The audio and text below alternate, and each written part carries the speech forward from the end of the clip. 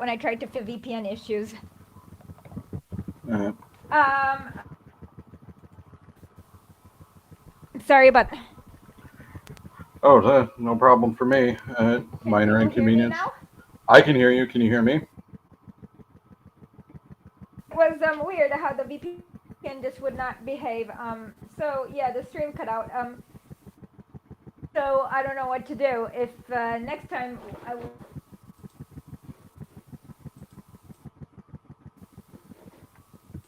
Okay. Okay, so you were reading the thing about. Continue to read whatever you were Oh, reading. the Copenhagen Press article.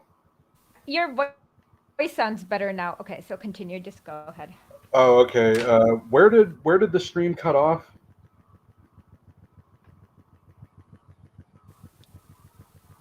Hello.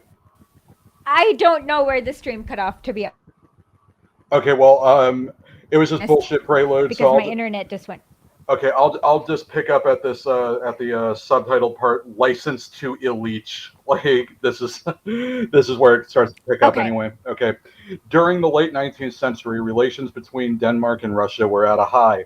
A potent royal connection had been established in 1883 when Tsar Alexander III married Danish Princess Dagmar, known in Russia as Maria Fedorovna.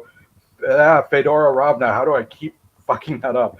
Uh, uh, the Russian royal family, first Alexander III and then his son Nicholas II, were fond of visiting their in-laws in Denmark, and they often summered in Copenhagen with their children.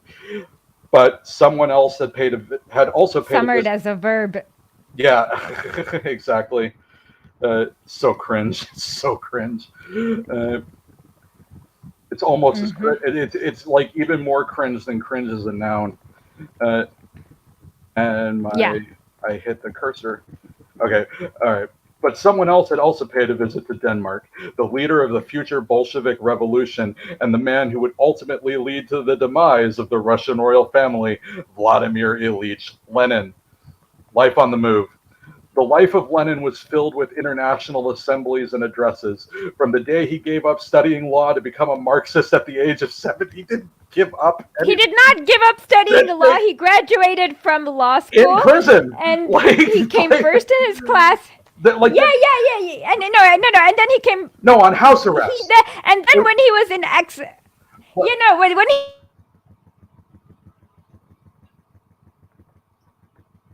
You cut out. what happened is that he would give like peasants free legal advice to like Denskaya Sela with exile. He would give peasants free legal advice day so that they could do whatever it was needed to Right. beat Yeah. No. And like the did yeah. kulaks and stuff He like took it. that. He took his like like the Russian equivalent of the bar exam. Didn't he take that like under effectively house arrest? Or something like that. He was kicked out of Yeah. university, but they said he could sit in the exams. Yeah. He Yeah. said He got like he got number one in his class. yeah. He got like special permission to participate because like he was like technically expelled or something like uh because Yeah, like for teaching not the yeah. workers how to read. Yeah, for being like for like being like a like starting the whole concept of a public defender in Russia, and like didn't he organize like some protests too? Like it's like I think like organize I don't know. I think like organizing like some sort of like protest thing was like the last straw. Like they looked at him as like a rabble rouser, a troublemaker, and then like there was like some rally that like he was behind, or like some gathering he was at like got out of control or something like that, and they used it as an excuse to like boot his ass out. Uh, Yep, and so I'm a little fuzzy on like super he did early not Lenin. drop out. Yeah, no, he did Uh, not. It's okay, like I am very clear on that because I'm yeah. reading. Hold on. I'm reading Vaspominaya Lenina, written by his brother, and Is this the one who was so hanged? I'm very clear on early Lenin these days. But go yeah. Uh, No, like, remembering Lenin because he died in 1886. This is with Dmitry Ulyanov. right. Uh, okay, so Okay, so let's continue. I like this Law school. information that like he gave up studying law to become a Marxist. Like you can't do both. Like, Because He finished law school, so he did not give up studying law. Because if there's like one thing that Marxists don't do or understand, it's like the concept of being multiple things at once. Like nothing can be that. Yeah. We hate that. Yeah. All right, so okay, that's bullshit. So like after he did not give up studying law to become a Marxist, like, at the age of 17 to the day he took power in Russia more than 2 decades later, Lenin traveled and lectured all over Europe. His reasons were simple enough. Known in his native Russia as a revolutionary of long standing, the Tsar. Wow, I haven't seen that spelling of Tsar in a long time. They use the CZAR. Wow, that just jumped out at me. Okay. Of long standing, the Tsar's secret police were always searching for Lenin. Thus, he and his wife Oh Nadeja. my God. Thank you so much, Peter Dabowski. What do you think of the worker and Kolkhoz women's? I look at it and then comment about it. What was the comment? Go ahead. Oh, I He wanted me to look at the worker and Kolkhoz. Go ahead, read. Okay. His reasons were simple enough. Known in his native Russia as a revolutionary of long standing, the Tsar's secret police were always searching for Lenin. Thus, he and his wife, Nadezhda Krupskaya, were constantly on the move, traveling from country to country using pseudonyms, taking little more than the clothes on their backs.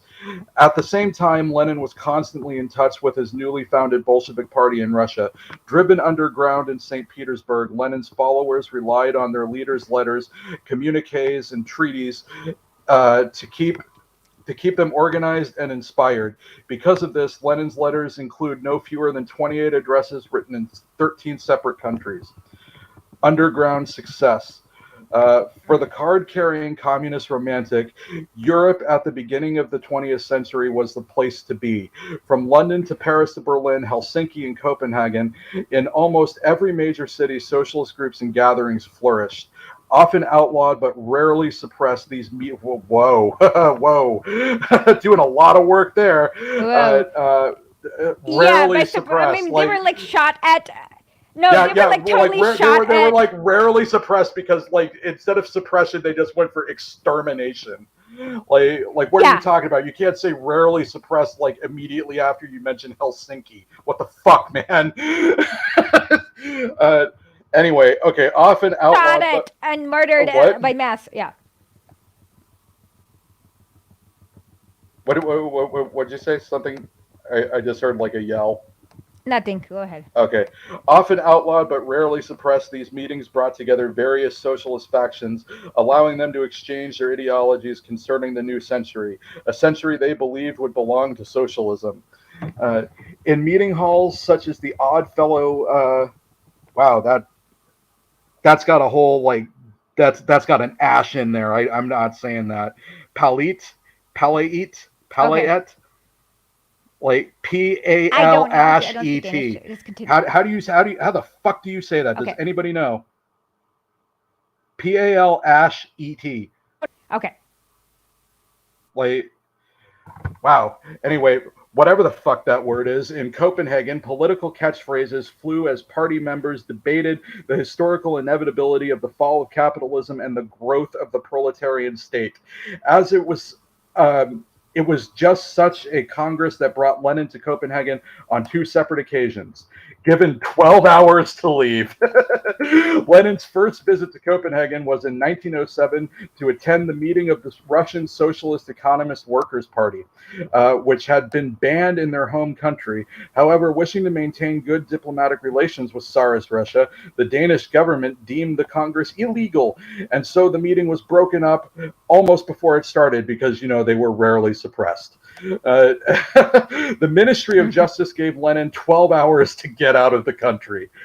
Lenin's second visit to Denmark was longer, although it was questionable how much more successful it was. In September 1910, the 8th International Socialist Congress was held in Copenhagen at the Odd Fellow, that goddamn P word. And this time the state did not object, though it seems that Lenin did. wannabe socialists. Lenin had few good things to say about Denmark's version of socialism.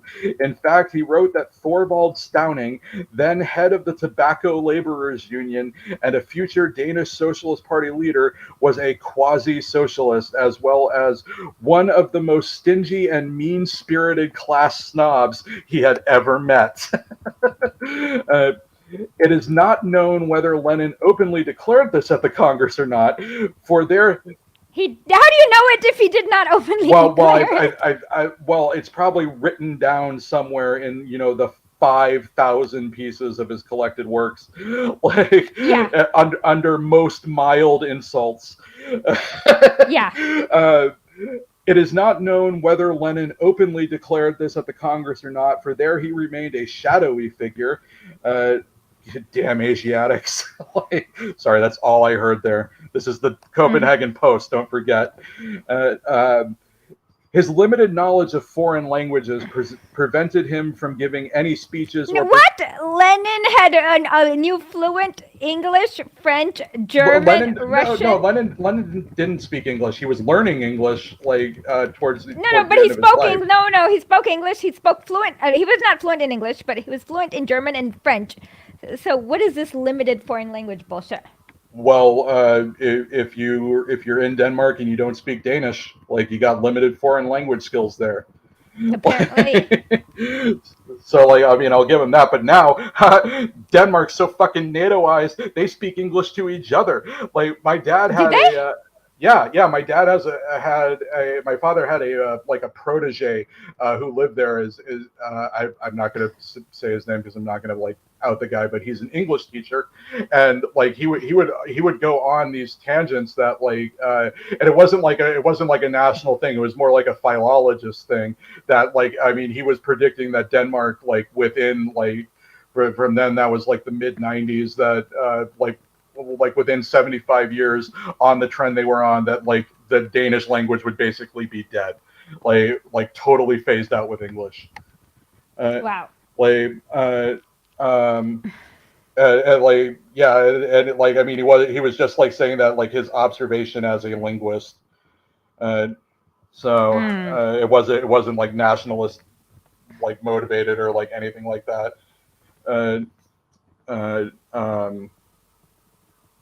Okay, so he was fairly mild politically, I think. I haven't spoken to him in a long time, but if I'm ever in Denmark, I got a place to sleep.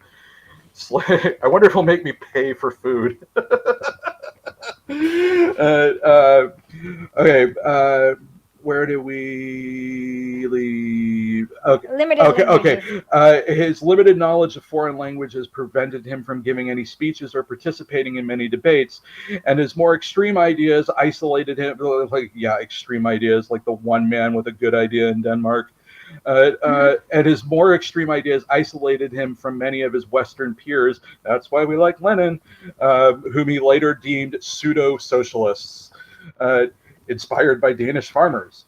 What Lenin did do in Copenhagen was go to the King's Library. Rain or shine, Lenin would march over to the library each morning and voraciously read Danish agricultural statistics. Maybe he did speak Danish, he just didn't think any of these assholes were worth talking to at the Congress. Probably. Because, if maybe everything was written in German back then. Yeah, good point.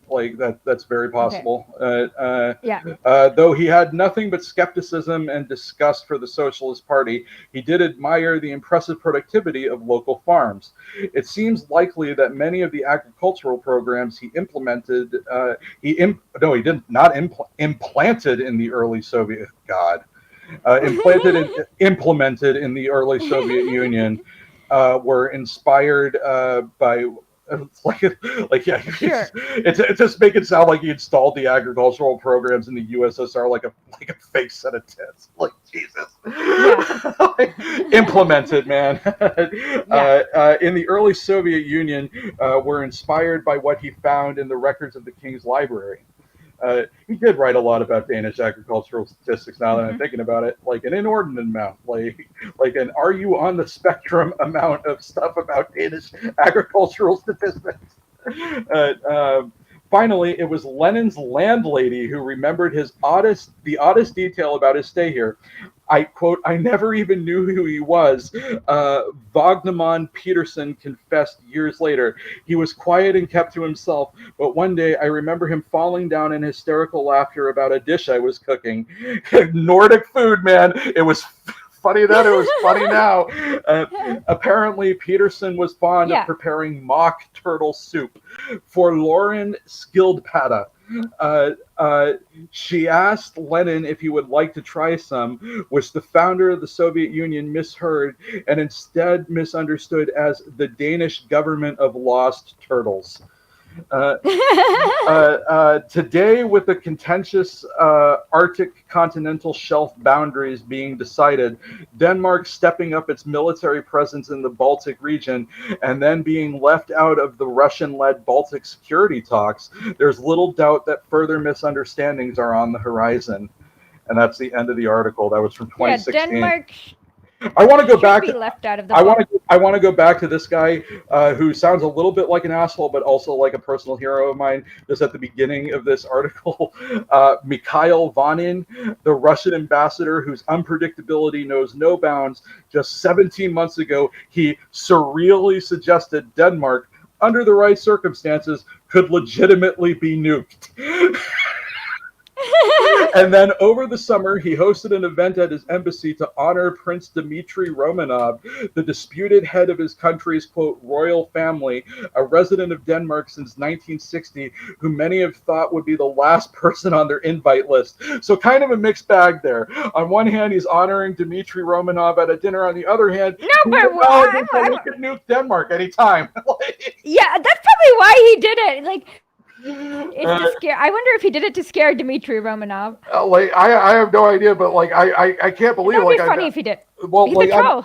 I'm looking at this. This was September 17th. The reason I totally missed this in the news was because like I was I was like detoxing from booze, and like I was a shaky, sweaty mess because like this was like my like first month sober. Okay, that makes sense. Like this actually might have been published on the day. That's been 7 years. What the fuck? Wow, awesome. I'm doing better than I thought. Congratulations. Not a single drop of alcohol in 7 years. Good job. Well, Okay, so what oh, you cut out. we read next? Next week we are going to be doing some Georgy Dimitriev specials. Oh yeah, join us because the guy who's read Georgy Dimitriev. Yeah, no, this is the 37 conference, right? Yeah, we're going to be doing a lot of so join us next week's going to be really special. I need to figure out how to advertise better, but just can you just pick a random Lenin piece? Should I pick a random Lenin piece, or do you want to pick a random Lenin piece? I think we can like finish off like 10 socialist ministers. Like now that we got like a. Oh, you didn't finish it? No, because. I thought you. I got a message from you that said stay right there. So like I just like stopped like where I was and then like switched over to the other article. Oh, okay. I said I just wanted you to continue to talk. Okay. Okay. I thought you finished it and that's why you started the other one. Okay. Oh no. We paused it. Okay. But like yeah, and I cut out anyway. I can read it this time if I'm not okay. So things are indeed moving. Yeah. So I think we like pick up at the Heilmans. I think that's where we left off. Okay. The Heilmans, the Davids, the Sudicums are quite justified in their condescending praise of the Huysmani, Plekhanovs, and the Vandervelds. Stauning recently published a letter he wrote to Vanderbilt. It is full of stinging remarks. A pro-German social, full of the stinging remarks a pro-German social chauvinist would write about a French social chauvinist. Among other things, Stauning boasts the fact that we, the Danish party, have sharply and definitely disassociated ourselves from the organizationally pernicious splitting activities conducted on the initiative of the Italian and Swiss parties under the name of the Zimmerwald movement. This is literally what he says. The formation of the national state in Denmark dates back to the 16th century. The masses of Danish people passed through the bourgeoisie liberation movement long ago. More than 96% of the population are Danes. The number of Danes in Germany is less than 200,000. The population of Denmark is 900,000. This alone proves what a crude bourgeoisie deception is the talk of the Danish bourgeoisie about an independent national state being the task of the day. This being said in the 20th century by the bourgeoisie and monarchists of Denmark, who possess colonies with a population nearly equivalent to the number of Danes in Germany, and over which the Danish government is trying to strike a bargain. Who says that it is our day that in our day there is no trade in human beings? There is quite a trade. Denmark is selling to America for so many millions not agreed upon 3 islands, all populated, of course. This is the Virgin Yep. Islands, by the way. In addition, a specific feature of the Danish imperialism is the super profits it obtains from monopolistically advantaged position in the cheap meat and dairy produce market. Using cheap maritime transport, she supplies the world's biggest market, London.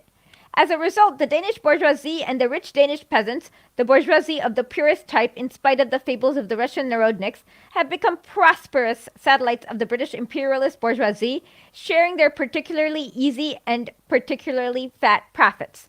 The Danish Social Democratic Party, quotations, completely succumbed to this international situation and staunchly supported and supports the right wing, the opportunists in the German Social Democratic Party.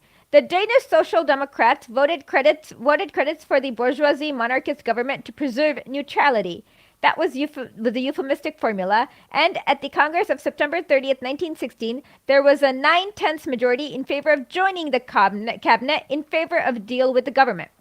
The correspondent of the burned socialist newspapers reports that the opposition ministerialism in Denmark was represented by Gerson Trier and the editor of J.P. Sundbo. Trier defended revolutionary Marxist views in a splendid speech, and when the party decided to go to the government, he resigned from the Central Committee and from the party, declaring that he would not be a member of the bourgeoisie party. In the past few years, the Danish Social Democratic Party has in no way differed from the bourgeoisie radicals. Greetings to Comrade G. Trier. Things are moving. Huysman is right. Moving towards a precise, clear, politically honest, socialistically necessary division between the revolutionary Marxists, the representatives of the masses and the revolutionary proletariats, and the Plekhanov Patrusov Huysman allies and the agents of the imperialist bourgeoisie, who have the majority of the leaders, but who represent the interests of not of the oppressed masses, but of the minority of the privileged workers who are deserting to the side of the bourgeoisie. Will the Russian class-conscious workers, those who elected the deputies now exiled to Siberia, those who voted against participation in the War Industries Committee to support the imperialist war, wish to remain in the International of the 10 cabinet ministers, in the International of the Stounings, in the International which men like Trier are leaving. Excellent. So so I mean, this is like pretty like relevant like right now anyway, because a lot of this is just like repeating itself with the Lithuanian farmers like all over again. And I mean the World War I is also repeating itself all over again. No, pretty much like the same, more or less. The only difference is Germany. Towards the end of World War I, all the bourgeoisie consolidated sides. So now it's just like we've just decided that like some big country's ready for a shakedown again, and you're like fucking up Africa wrong. It's our turn again. Well, Russia is not fucking up Africa, though. I know, but like it's that was a big contention in world. I mean, taking away Germany's African holdings was a big part of World War I. And giving it to Belgium, which is so disgusting. Like that's like the most disgusting thing. Yeah, gave it. Yeah, you took it away from the Germans and then gave it to like the donkey French. Like, who were like cutting off people's hands in Congo. Oh yeah, no, it was absolutely disgusting. Anyways, but yeah, it seems like a lot of the World War I things.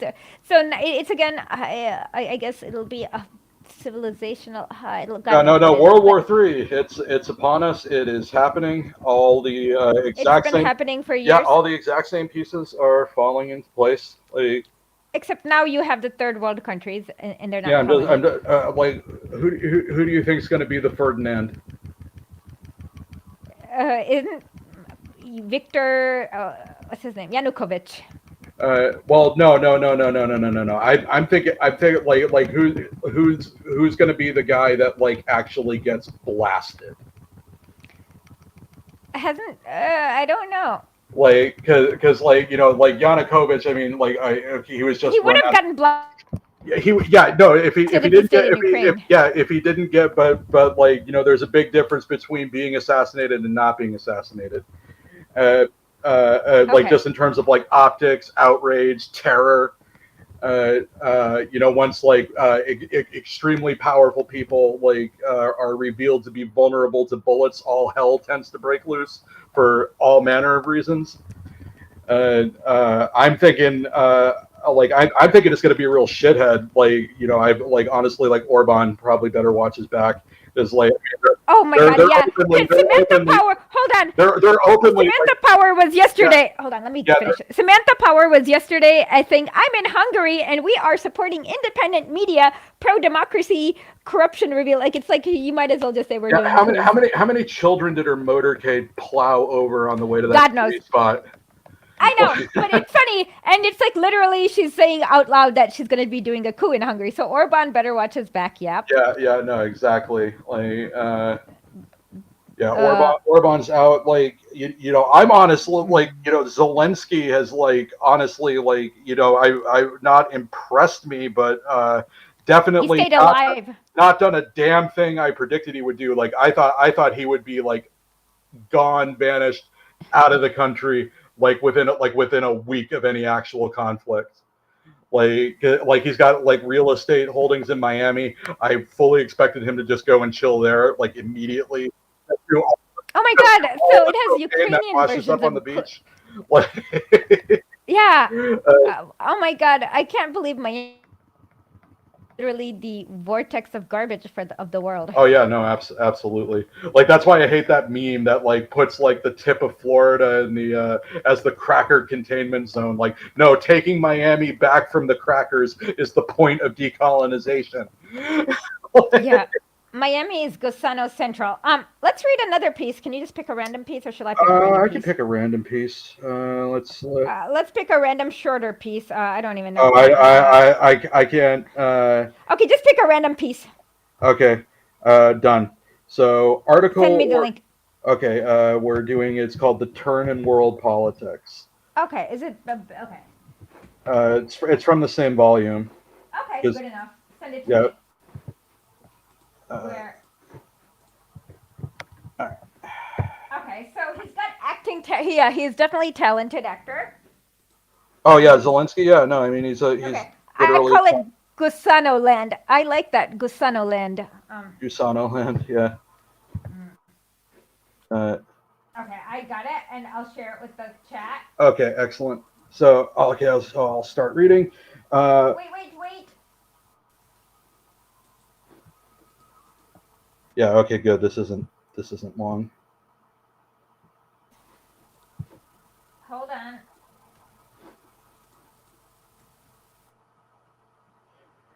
So this is It's this not even page is finished. it's 4 articles. So I think we'll just read article one. Sure. Okay, let me bring it up here. Got it. Okay, let's read. Yeah, Oh, let's read this is a article good one. random this is a good random choice. Yeah, bourgeois pacifism and socialist pacifism. Okay, so Okay, article one or choice. chapter, the turn in world politics. There are symptoms that such a turn has taken place or is about to take place, namely a turn from imperialist war to imperialist peace. The following are the outstanding symptoms, both imperialist coalition. Say again? Hold on.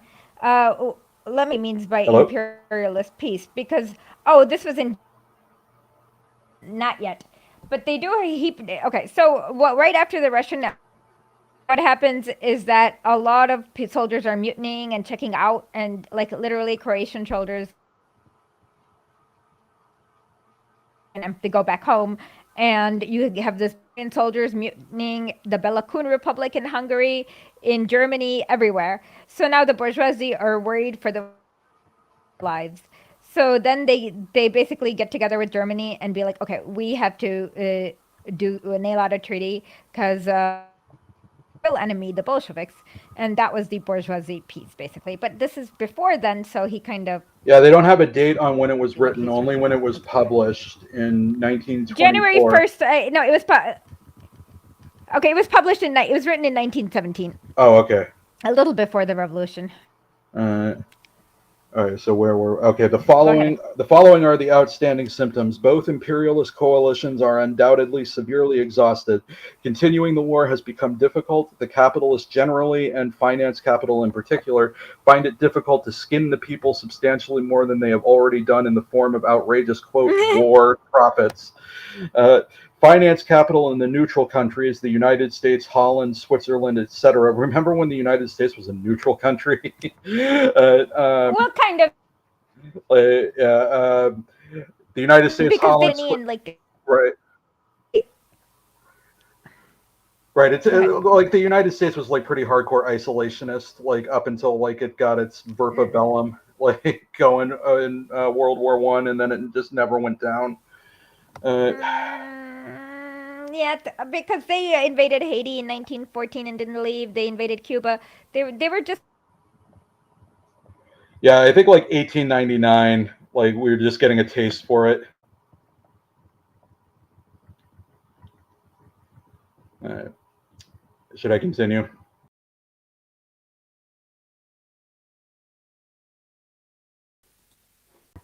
what happened? Oh, you cut out on me. Like I think like I was just asking if I should continue. Oh,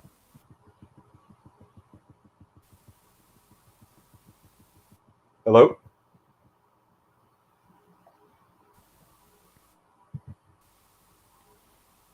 yes, continue.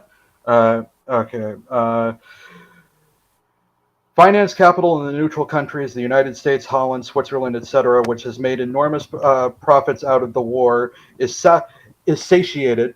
The shortage of raw materials and food supplies makes it difficult for it to continue this profitable business. Germany is making strenuous efforts to induce one or another ally of England, her principal imperialist rival, to desert her.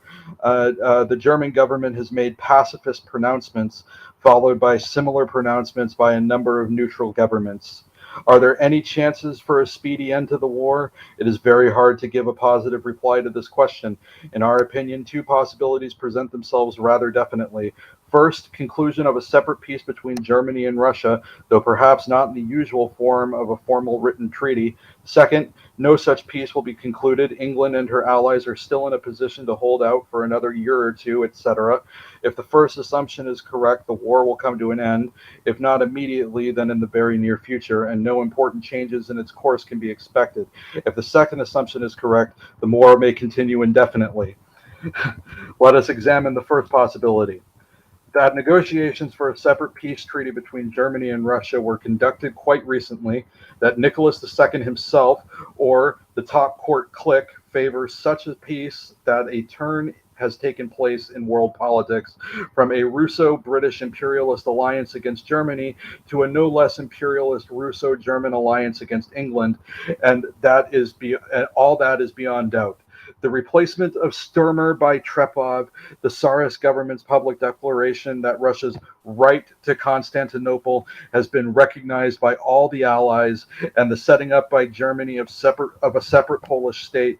These seem to indicate. Yeah, that worked out well. These seem to indicate that the separate peace negotiations have ended in failure. Perhaps Tsarism entered them solely to blackmail England, obtain formal and unambiguous recognition of Nicholas the Bloody's right to Constantinople, and certain weighty guarantees of that right. Uh, there's nothing improbable in that assumption, considering that the main fundamental purpose of the present imperialist war is the division of the spoils among the three principal imperialist rivals, the three robbers, Russia, Germany, and England. On the other hand, the clearer it becomes to Tsarism that there is no practical military possibility of regaining Poland, winning Constantinople, breaking Germany's iron front, which she is magnificently straightening out, shortening and strengthening by her victories in Romania, the The more Tsarism is finding itself compelled to conclude a separate peace with Germany, that is, to abandon its imperialist alliance with England against Germany for an imperialist alliance with Germany against England. And why not? Was not Russia on the verge of war with England as a result of their imperialist rivalry over the division of the spoils in Central Asia? And did not England and Germany negotiate in 1898 for an alliance against Russia? They secretly agreed then to divide up the Portuguese colonies in the event of Portugal failing to meet her financial obligations. Where does secretly dividing a country into spheres of influence sound familiar? But like this is a shitty version of it. Yeah. Yeah. The growing, it's like nobody's getting protected from Nazis here. Portugal's just about to turn into a super fascist hellhole. The growing trend among leading Everyone turns into fascists is because of the. Hold on. I was just gonna say every reason everyone turns into a fascist is because the West installs like fascists in Romania and then Miklos Horthy in Hungary and Bulgaria and Portugal. Like it's the West like installs all these pre-German fascist countries. But whatever. Yep. Go on. The growing trend among leading imperialist circles in Germany towards an alliance with Russia against England was already clearly defined several months ago. The basis of this alliance, apparently, is to be the partition of Galicia. It is very important for Tsarism to strangle the center of Ukrainian agitation and Ukrainian liberty. Armenia and perhaps Romania, in fact, there was a hint in a German newspaper that Romania might be divided among Austria, Bulgaria, and Russia. Germany could agree to other minor concessions to Tsarism if only she could achieve an alliance with Russia and perhaps also with Japan against England. A separate peace between Nicholas II and Wilhelm II could have been concluded secretly. There have been instances in diplomatic history of treaties known only to 2 or 3 persons and kept secret from everyone else, even cabinet ministers. Diplomatic history knows instances of the, quote, great powers gathering at, quote unquote, European congresses after the principal rivals had secretly decided that the main questions among themselves, for example, the secret agreement between Russia and England to plunder Turkey prior to the Berlin Congress of 1878, it would not be all that surprising if Tsarism rejected a formal separate peace between the governments for that reason, among others, that the present situation in Russia might result in Milyukov and Guchkov or Milyukov and Kerensky taking over the government, while at the same time it may have concluded a secret, informal, but nonetheless, quote, durable, unquote, treaty with Germany to the effect that 2, quote, high contracting parties, end quote, undertake jointly to pursue such and such a policy and forthcoming peace congress. It is impossible to say whether or not this assumption is correct. At any rate, it is 1,000 times nearer to the truth, is far better description of things as they actually are than are the pious phrases about peace between the present governments, or between any bourgeois governments for that matter, on the basis of no annexations, etc. These phrases either express innocent desires or are hypocrisy and lies meant to conceal the truth, and the truth of the present time, of the present war, of the present attempts to conclude peace is the division of the imperialist spoils. That is at the bottom of it all, and to understand this truth, to express it, to show things as they actually are, is the fundamental task of socialist policy as distinct from bourgeois policy, the principal aim of which is to conceal, to gloss over this truth. Both imperialist coalitions have grabbed a certain amount of loot, and there's that word, and to the principal and most important and most powerful. To the principal and most powerful of the robbers, Germany and England have grabbed most. England has not lost an inch of her territory or of her colonies. She has acquired the German colonies and part of Turkey, Mesopotamia. That's Iraq. Yep. Germany has lost nearly all her colonies, but has acquired immeasurably more valuable territory in Europe, having seized Belgium, Serbia, Romania, part of France, part of Russia, etc. The fight now over. The fight now is over the division of the loot, and the chieftain of each of the robber gangs, i.e., England and Germany, must come must to some degree reward his allies, who, with the exception of Bulgaria and to a lesser extent Italy, have lost a great deal. The weakest of the allies have lost most. In the English coalition, Belgium, Serbia, Montenegro, and Romania have been crushed. In the German coalition, Turkey has lost Armenia and part of Mesopotamia. So far, Germany has secured undoubtedly far more loot than England. So far, Germany has won. She has proved to be far stronger than anyone else anticipated before the opportunity conceivable, although oh no, whoops, I skipped a line. She has proved to be stronger than anyone anticipated before the war. Naturally, therefore, it would be to Germany's advantage to conclude peace as speedily as possible, for her rival might still be able, given the most favorable opportunity conceivable, although not very probably, to mobilize a larger reserve of recruits, etc. Such is the objective situation, such is the present position in the struggle for the division of the imperialist loot. It is quite natural that this situation should give rise to pacifist strivings, declarations, and pronouncements, mainly on the part of the bourgeois and the governments of the of the German coalition and of the neutral countries. It is equally natural that the bourgeoisie and its governments are compelled to exert every effort to hoodwink the people, to cover up the hideous nakedness of an imperialist peace, the division of the loot, by phrases, utterly false phrases, about a democratic peace, the liberty of small nations, armaments reductions, etc. But while it is natural for the bourgeoisie to try and hoodwink the people, how are the socialists fulfilling their duty? This we shall deal with in the next article or chapter. And that's article 1 of bourgeois or chapter article 1. 1 or chapter 1, bourgeois pacifism and socialist pacifism. So we'll Yep. continue reading that later because that's like interesting as fuck. It is to me. Yeah. And it seems like very familiar how nothing ever changes over 100 Yeah, years. well, that's all. That's all on us. Like, thank you. Like the Imperial Corps did us all a favor by changing absolutely nothing over the last 100 years and allowing this to still be perfectly relevant 100 fucking percent. So like we can entertain you Exactly. with it by doing nothing. Yeah. It's amazing that we actually have to go outside and convince people that capitalism is stupid and needs to die. Yeah. Like that's My the God. thing. That's the thing. We don't like yes, like sure, that violent revolution is absolutely necessary, but the thing is capitalism only persists because we simply don't let it die. Yeah. Like it wants to die. It's in a constant state of decay. Let it go, man. Like, Let it go. seriously. It's getting pathetic at this point. Okay. I agree. I mean, okay, let's do some Matt hot takes. We'll pick a topic and we'll do a hot take. Okay, let the audience pick a topic and we'll do some hot. Yeah, okay, let the audience pick a topic and we'll see if I have a hot take on it. Okay. If I don't know shit, I'm not going to have a hot take on it, though. I'm just going to say I don't know. So be prepared. Okay. I liked your last week where you said books don't matter. Movies. Oh, yeah, books don't matter. No, books are bullshit. Fiction sucks. Okay. So this week we are... is Isha going to... I am in St. Petersburg, Russia right now, so...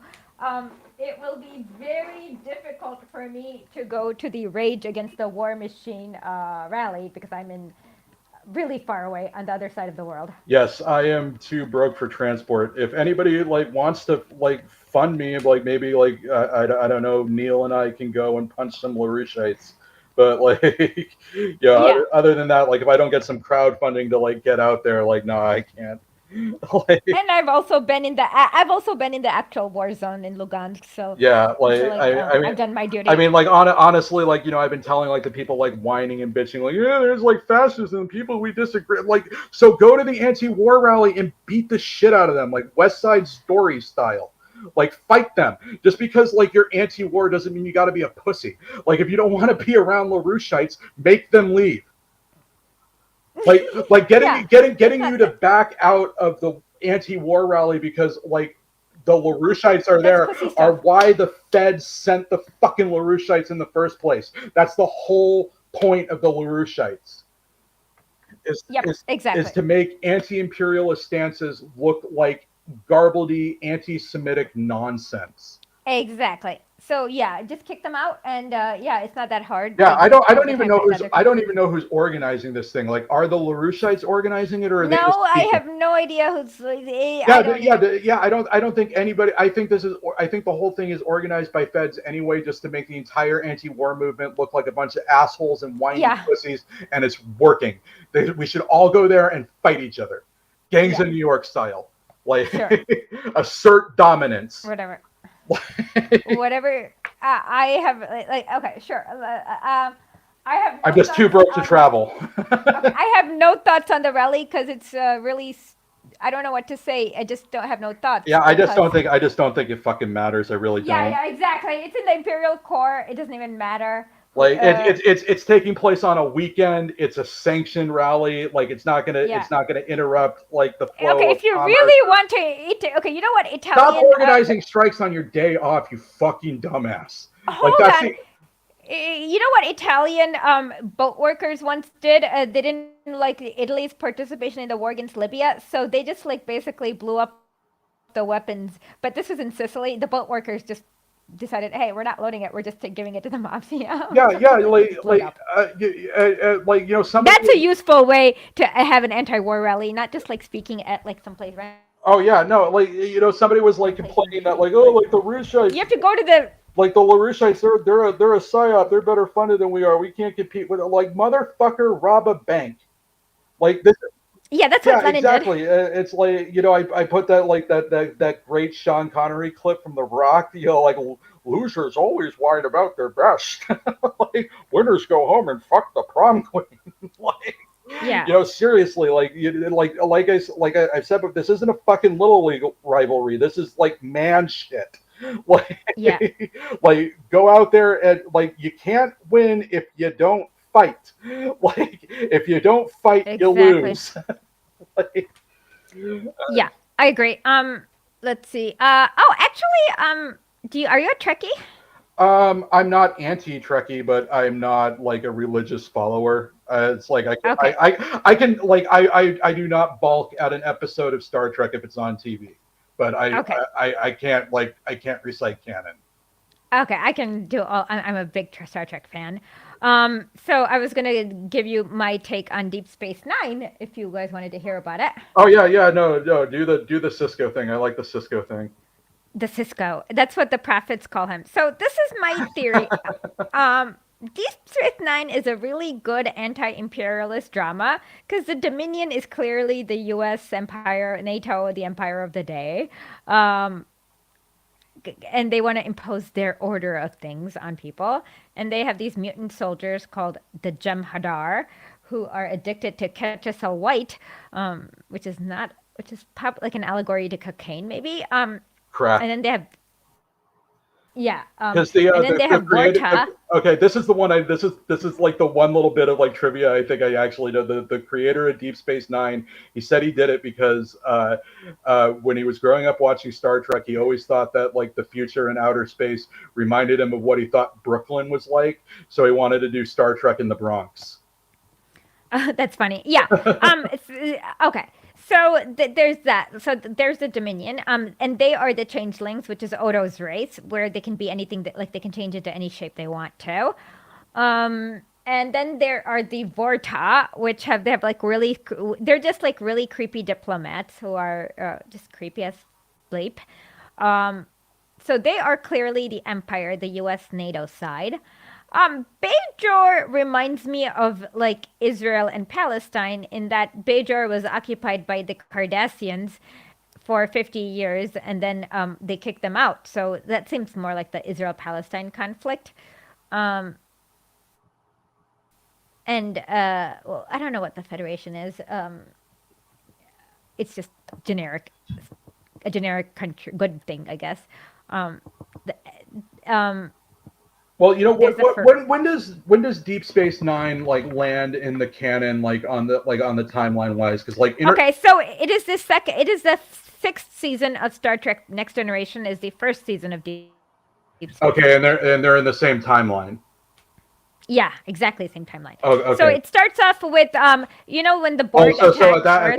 at that point, like the Federation is basically like on the verge of like it's basically like set up a socialist society and was like on the verge of like the withering of the state, basically because like if you like listen to like Picard talk Yeah, in basically. in the next generation, like basically like they send ships out into space because they've won at life and now they're just looking for shit in the universe to amuse them.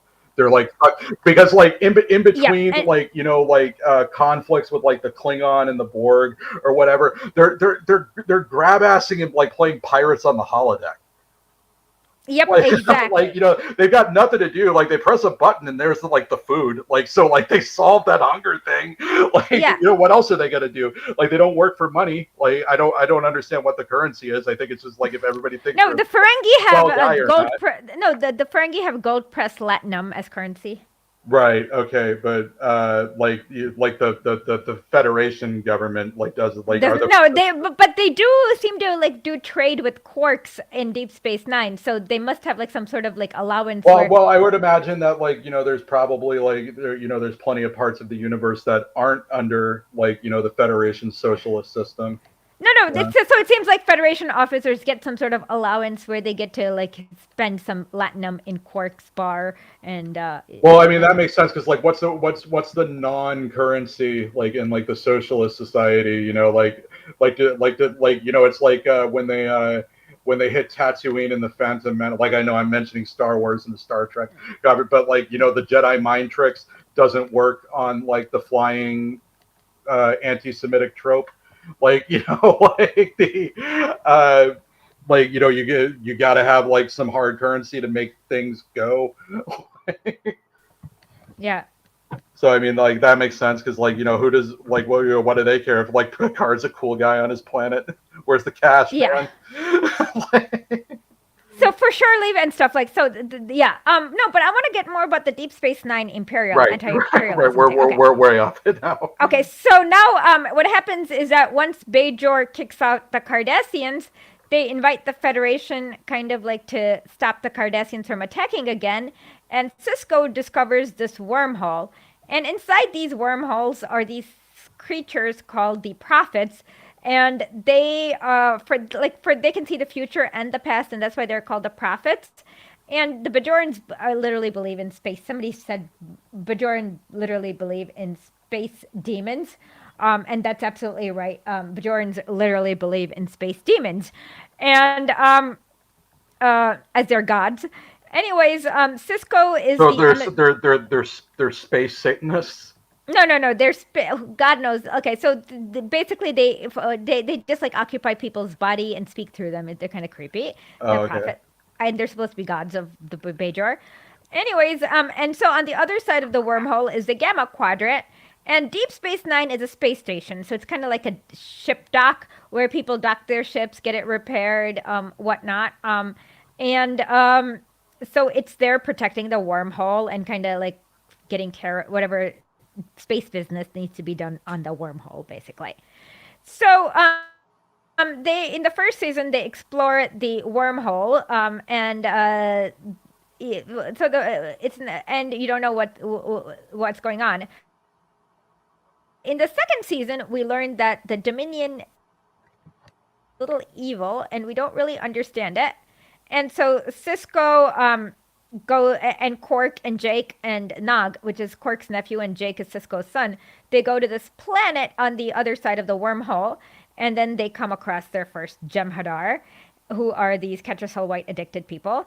And then, so then in the third season, in the beginning, they decide to go and find the Dominion to do a peace treaty, but then they realize that the Dominion is kind of like the U.S., where it's like we want to impose our order of things, Well, and we are the called people the who are Dominion. controlling, yeah, the people who are in control of the Dominion is Odo's race, which is the founders.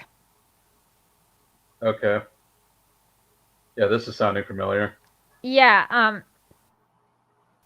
So yeah. Let's see. All right, So I need a short bathroom break. I will be right back. okay. 3 minutes. So let me read. Let's see. The Bajoran religion is literally space demons. Why do they do that? I don't know. They're kind of creepy. I agree. Um, Now we have a show called Keeping Up with the Kardashians. Yeah, they're Kardashians.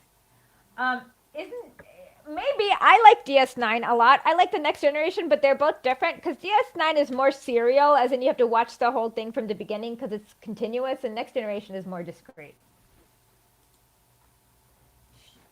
Um, the Ferengi are hilarious. They're like comic relief.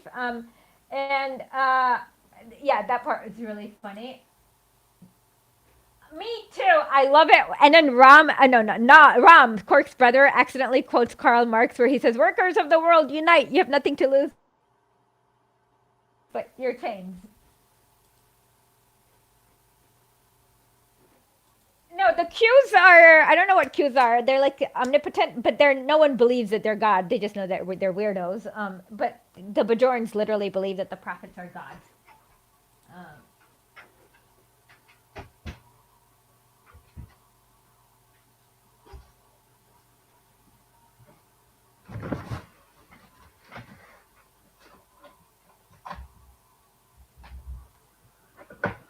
oh, I don't know. I would say Voyager is better than the original, not as nice as Deep Space Nine. Okay, I'm back.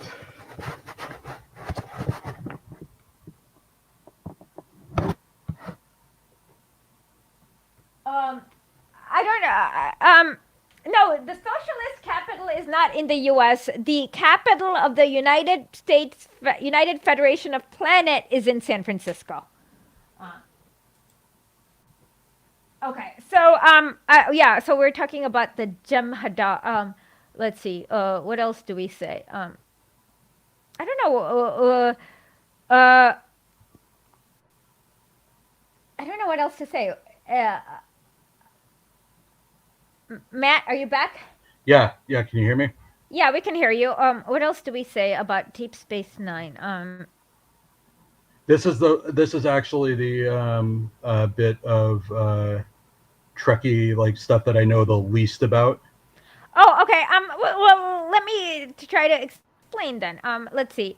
Um, so one of my favorite, and it's kind of weird. I actually think that Deep Space Nine has a pretty good like explanation of like one of the world wars. And yeah, the Dominion is so the U.S. empire, in my opinion. Example, there's this planet where basically this planet refuses to submit to the Dominion, so then they infect everyone in this planet with this thing called the quickening. And the thing is that it's like some sort of, it's kind of like a rash, but then when it becomes red, the people get a fever and die, and everyone dies from this. And Julian Bashir happens upon this planet, and then he realizes that people are actually committing suicide because it's so painful, this kind of illness. And then he comes up with a vaccine. He can't cure it, but he makes a vaccine so that future generations don't have it. And so the Dominion does that. Let's see, what else do they do? I don't know. Oh, hold on. Farscape. I love Farscape. It's one of my favorite. It's really cool. It's about, you know about Farscape. It's a Australia-Canada. Yeah, I remember when it came out. My parents were really into it. I was a little like young for it at the time. My name is My name is John Crichton. He's an astronaut who is shot through a wormhole, and then he ends up like in this like prison ship with these escaped prisoners. Yeah, I remember the two blue ladies, like really well. Yeah, that was Zan. That was the blue lady. Yeah. Yeah, the bald one and the one with the white hair. Yeah, Chiana. And then the one with the white hair hooking up with that guy that's totally not a Klingon. Dargo. Yeah, looks like a Klingon and a crawfish. Yeah, but then she sleeps with his son, and she's like a total slut. Well, that's gross. Like, yeah, she's a total slut. Well, not really. I mean, it's more fun. And then there's Rigel, who's kind of like a Ferengi. And I like how in all these like sci-fi shows, like all these alien species have compatible fuck parts. It's like, yeah. Oh, you have to. Yeah, otherwise Yeah, there's no like, drama, like, right? it's just amazing. Like all these species that evolved light years away, they've all got the right junk to bang each other. Yeah. uh, it's like you'd think that like someone would have like would have like a heinous barbed dong or something, but like nope, Nope. everything's fine. Let's all fuck. Yeah, you're right. Every sci-fi show does have that. Like, it makes it easy for interspecies screwing. Yeah, well, I mean that's because like all the aliens are just humans with like a metal eyebrow. So I know it is that way, but it's funny how you're right. They there's never like an issue where certain aliens is not sexually compatible with yeah, you see, other. this is why I think like Solaris is like the best piece of science fiction ever written. Why? So the both the movies of it, Tarkovsky and Soderbergh's, and honestly, Soderbergh's remake isn't bad. It just doesn't have a reason to exist. Because like they said, like when they were making it, that they were going to follow the book exactly, and they didn't. They did the same fucking thing Tarkovsky did. Hmm. Is because like Tarkovsky made the movie because he wanted to like give a big middle finger to Stanley Kubrick for making us all sit through 2001. Uh-huh. Which he said it was phony bullshit, and he didn't like the emphasis on technology in Western sci-fi. Like Uh-huh. so he wanted to make a sci-fi story with like a lot of like heart, and so you end up with this tearjerker thing. But the alien that they're dealing with in Solaris is an ocean that like can like communicate like telepathically somehow. Like they say, like it communicates, like it can create copies of people's memories with quote unquote neutrino systems. uh, Uh-huh.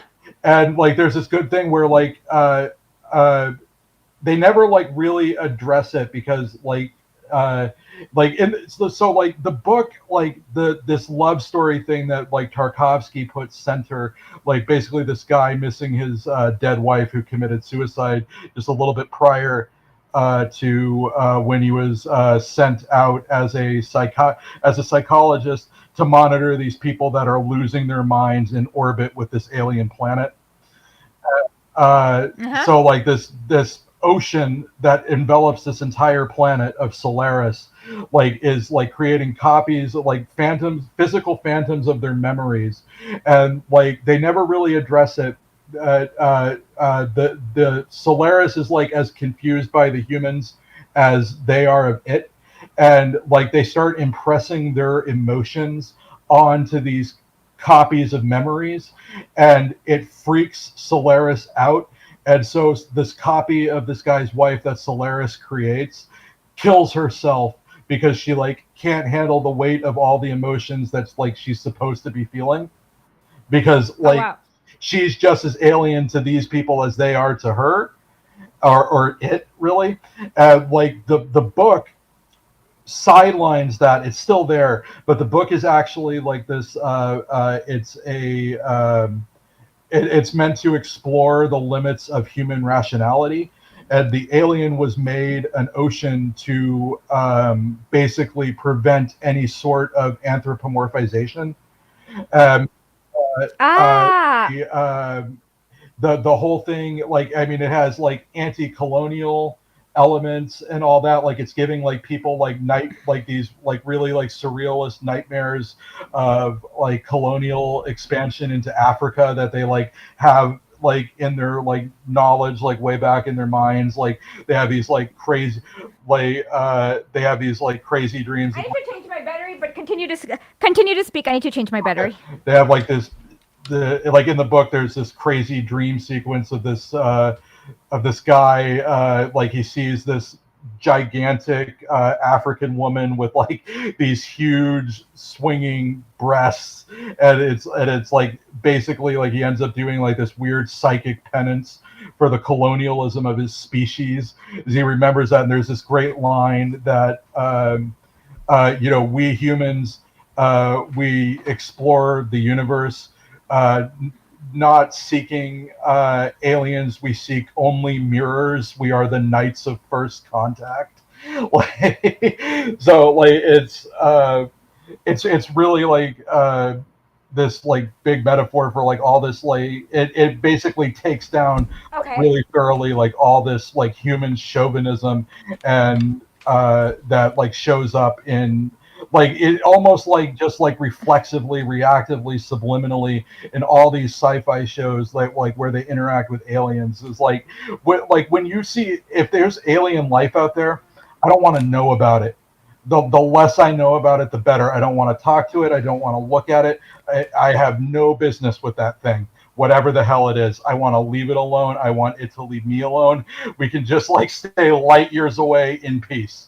Like, Why do you say that? because like I don't want to comprehend something I was never supposed to meet.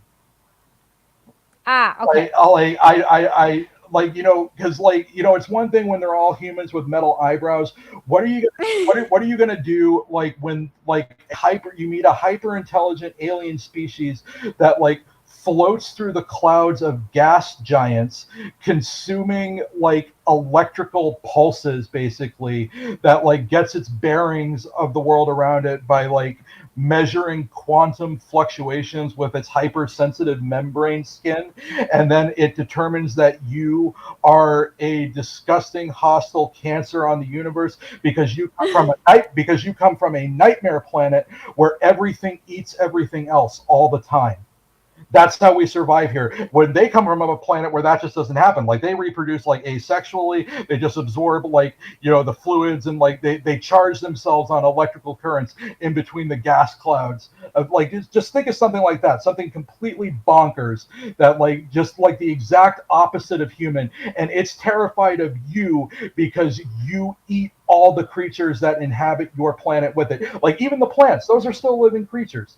Like vegans are not exempt from this. You come from the planet where everything survives and evolves and gets stronger by tearing into the corpus of every living creature that draws breath or creates oxygen. Like True. that's a terrifying nightmare thing. No alien that meets us is going to want anything to do with us. This is terrifying. It could be, depending on what the alien is like. You're right. I mean, yes, in most, because you have to have human actors portraying aliens, it is Yeah, definitely like humans here's with the a other little thing. bit Like, different eyebrows. if like they meet us first, they've mastered interstellar travel. If they come here first, like we've got nothing they could want. Like they have it all figured out. If they can traverse light years to come and like visit us or send a probe our way, even. It and then decide, oh, like in Yeah, A Hitchhiker's Guide to Galaxy, they like write mostly and harmless like about her. this is a common thing that like when I bring up this point, like people and it goes back to that human chauvinism thing. Well, they want gold because like gold, like the way we use gold in our Why? like the way we use gold in our computing technology and all that. Like they would want it like that. They can okay if they can do interstellar travel, they can like manufacture their own. They can do fusion, so they can make whatever element they want to make. Yeah, I mean, they probably come from a planet where there's like no fucking gold. They have no concept of what it is. It doesn't matter to them. Like, what do they? They don't. I mean, I'm sure every planet has a little bit of like it's an element, so it might have a little bit they don't care for. Like who's to say? You live in and this is true. Like on like you can like look at like 3D models of the known universe. We are located in the most boring part of everything we know about the universe. We are situated squarely where jack shit happens. It's this whole zone that like we've never seen like anything like. There's a 7 light year wide empty hole in a galaxy 400 light years away. That's the only thing we've ever seen that's more boring than where we are right now. This is a fact. We live in the shittiest part of the known universe. We are in the boonies. Like nothing happens here.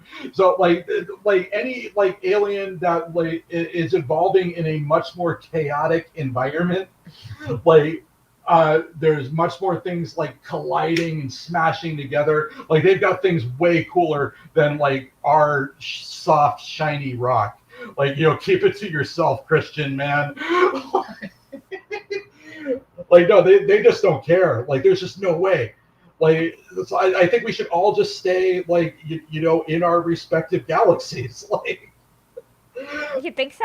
Oh yeah, no, absolutely, absolutely. I think like the further we don't go into space, the better off we will be as a species, because all we want to Okay. do to space is colonize it. Like True. and like that's like man, that is not going to go well like at all. Like we can't colonize illiterate peasants. Like you think you're going to go up against like like like like I mean we can't even fathom winning that war of alien colonization in the movies about it. Like look at Avatar, it doesn't even work there. Like it's not even an element of fiction. Yeah. The only time we win against alien colonization is when they're stupid enough to do it to us on an American holiday. War of the Worlds. We didn't even win that. They came here and died of a pathogen they didn't know about. Oh. They were dumbasses. Like which is Okay. Okay. No. exactly what would happen to us, because that's exactly what happened to us when we started colonizing the planet anyway. It's like it was just the Europeans spreading the burning discharge they gathered from centuries of plowing goats. Like Yeah. same thing would happen. Like I don't want to know what virus I don't want to know what a virus the size of a bat looks like. It might exist on some planet in the Andromeda galaxy. It can stay there. I don't want to know about it. Nothing good could possibly come of it. Okay. Like maybe in 10,000 years when we evolve like to the point like where we actually like start to look like how we imagine aliens to look, big heads, we've evolved out of our body hair, we've got giant eyes because they're just telescopes now, so like we can see exactly where we're going in the infinite inky black hellish icy darkness of space. Like then like fine if we know better at that point, but like right now as like the shaved monkeys we are, no, we need to stay here. And like once we can unfuck Earth, then we can talk about like anything else. Yep. Okay. I'm not against this, nor am I have no opinion about. Oh, I I am a don't know what I to. am a I am a staunch, firm galactic isolationist. Okay. I have never thought about it this deeply. So I wish I I have had an I opinion. have stared at my wall on like heavy doses of LSD, thinking about nothing but this, just Okay. visualizing it for hours. I have not done this, so I can't really think about this that Uh, much. Like since I haven't done this, like I don't have such strong oh, opinion. so you, my dear, sound employed. What? It sounds like you have a job then. Like I did not. This was just stuff I thought about when I was trying to stop drinking. Oh, okay. So a lot of this was like sweaty detoxing fever dreams too, while on Okay. LSD. Okay. I haven't had sweaty detoxing fever dreams while on LSD, so that's always Well, I good. mean that's because like you weren't like detoxing from like anything. You didn't develop crippling alcoholism by age 16. Correct. I have no stomach lining left. It sucks. That sucks. Yeah, it really does. But somehow my liver is like perfectly fine. Good. Uh, But so doesn't your stomach replace itself every 20 something days? I mine doesn't.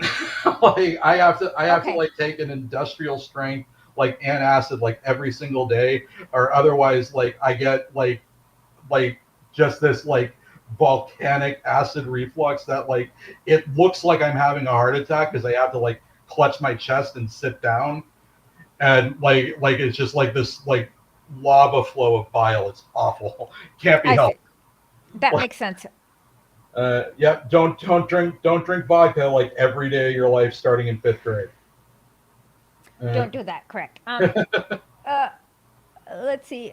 Do we have anything else to talk about theory wise, life wise, war? I don't know. Anything else? oh no, I think I've revealed plenty. Okay, those are good hot takes. So we have a good an hour and a half show if you kind of merge the two segments together.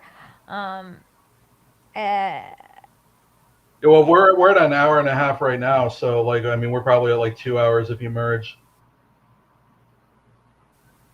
no, we are. We started at 8 o'clock, and we are. No, it's not 2 hours if we merge because we started at eight Oh, o'clock. so I'm looking at an unbroken timer right now. No, we are at an hour and 15 minutes right now.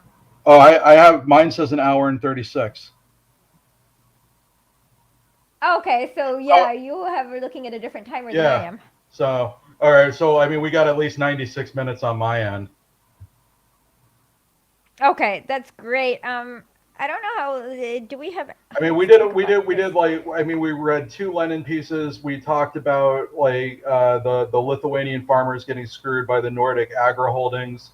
And we did like a whole like mystery science theater menagerie about different like sci-fi concepts from Deep Space Nine to Solaris to like actual like thoughts on first contact. So I think we've covered a pretty broad spectrum in this. Okay. So yep, next week join us for our special Georgy Dimitrov. Yes, yes, we'll be like going right for the meat of it, analyzing the nature of fascism, like Yep. on paper for like the first time, like, well, not really the first time, but what's generally considered like the seminal analysis of fascism.